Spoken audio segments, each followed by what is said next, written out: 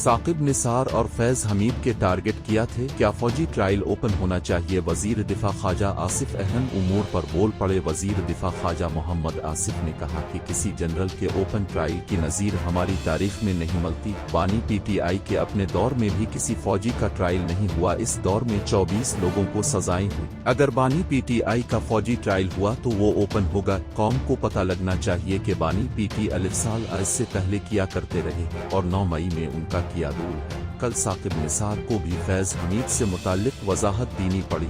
दोनों के टारगेट थे। एक वजीर आजम बनना चाहता था। निजी TV के प्रोग्राम में गुफ्तगू करते हुए कहा कि आर्मी चीफ के लिए जिन लोगों की तजावीज़ थी इनमें उनका 5वां नंबर। उन्होंने हमारी क़यादत को अप्रोच भी किया, मुख्तलिफ वादे वईद भी दिए, गारंटियां भी दी। अगर आप मेरे सर पर हाथ रखें तो मैं वादा करता हूँ 9 मई को अफरादी कुव्वत बानी PTI ने दी। साजिशी ताने बाने जनरल रिटायर्ड फैज हमीद ने बनी।